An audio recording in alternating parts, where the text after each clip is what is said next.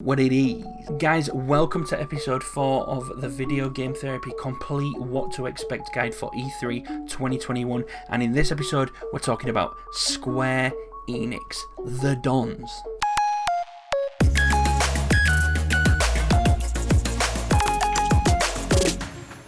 This is an interesting one really, and one that I'm extremely excited for, and one of the main reasons for that is that Square have such a strong connection with Sony and release a lot of games with PlayStation exclusivity, and PlayStation are obviously notably absent from E3 2021 this year, so I'm hoping that that's not going to stop Square Enix from talking about some of their upcoming PlayStation releases, such as Final Fantasy 16, because surely they're not just going to hold back on talking about them just because Sony aren't there, or are they?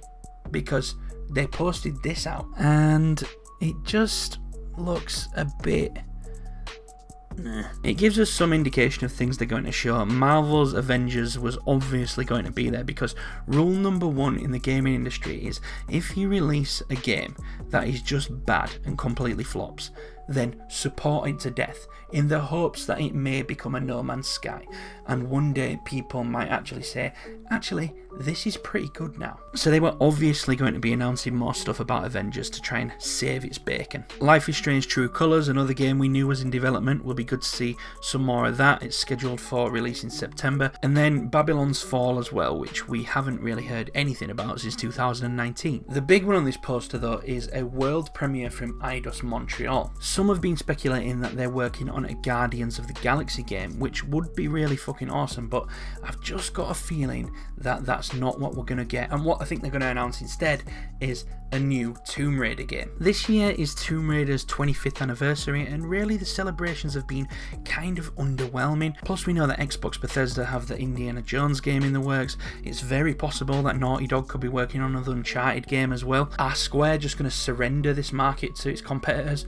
Probably not, especially not after the success of the last Tomb Raider trilogy. So I'm going to go with that as my prediction, that this Eidos Montreal world premiere is going to be a new Tomb Raider game. But if it's a Guardians of the Galaxy game, I won't be upset either. Notably absent from this poster is anything Final Fantasy related.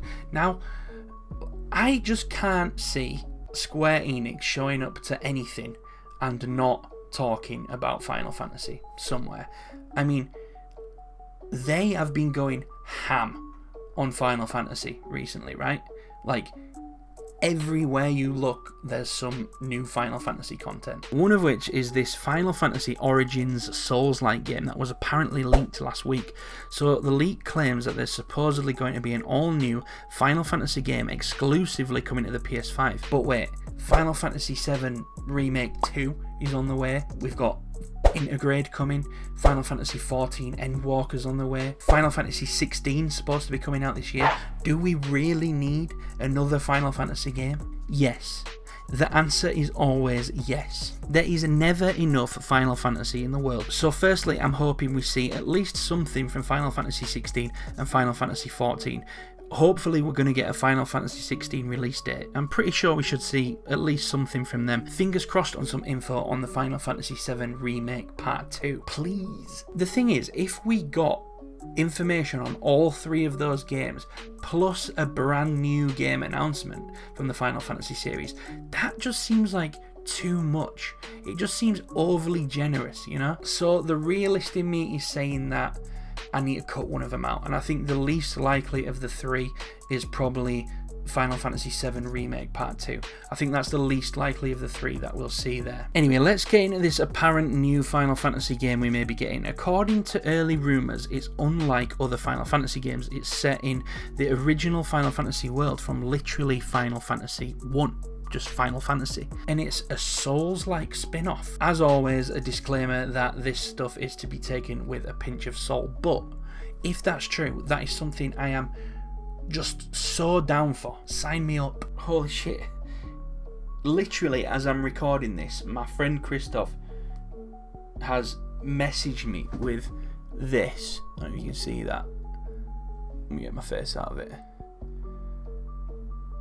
7 days to go. I fucking love this time of year. Now, some people like myself will be buzzed for all this Final Fantasy content, and for others it'll be met with skepticism, as is always the case when anything Final Fantasy related is announced. You have the Final Fantasy hardcore veterans who swear so solemnly by the old school Final Fantasy games that they're unwilling to embrace the new, and then any spin-off is even more sacrilege. There are literally 15 mainline games to this series and countless spin-offs. Of course some are going to be better than others, and of course they're going to change over time.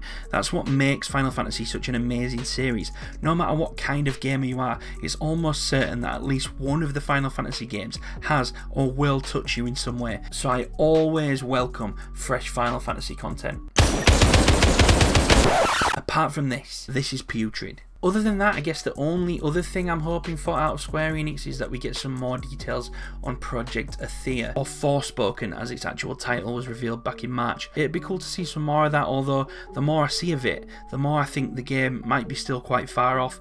What they showed us in March, the traversal looked cool, but the landscapes just kind of looked barren. It didn't look like there was much in them at all. I don't doubt that this won't be the case upon release, but it tells me that the game is possibly further back in development than I would have hoped. It's slated for release next year, so it's unlikely we'll get an official release date at this stage, but would be cool to see some more info on what the gameplay actually entails. That's it for Square Enix. If you think there's anything that I've missed that you're certain is going to be at E3 2021, then let me know in the comments. And as always, like the video if you enjoyed it, subscribe if you're new, and tune back in for the next episode, which is going to be on Warner Bros. Games.